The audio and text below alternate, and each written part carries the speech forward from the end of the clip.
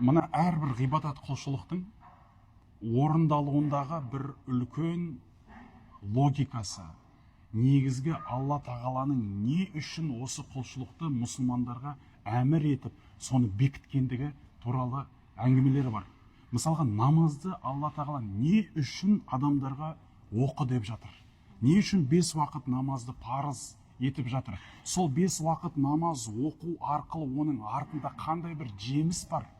Сол жемісті Алла тағала Құран-ы Кәримде айтады: «Инна солата танха анил фахшай уал мункар» дейді. Міне намаздың логикасын қазір бізге шығарып береді.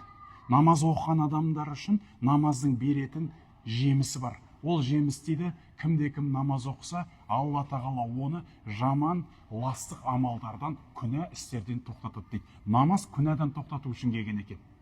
Міне логикасы намаздың. Кейбір адамдарға айтсаң, намаз оқымайсыз ба десең, темекімді тастап алғаннан кейін барып намаз оқимын деп айтады.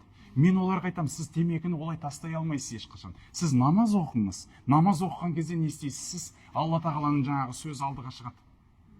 Сендер намаз оқу арқылы темекі сияқты жаман нәрсені тастап кетесіңдер дейді, алыстап кетесіңдер дейді. Сонда намаз оқыған адам темекіге жолақысы келмей қалады. Өйткені тазарады ғой. Мынандай нәрсе істеп жүргенді қалайша мен мына шығып алып темекі шегіп қоямын деп не істейді? Өз-өзін тоқтатады. Намаз оны тоқтатады дегендей.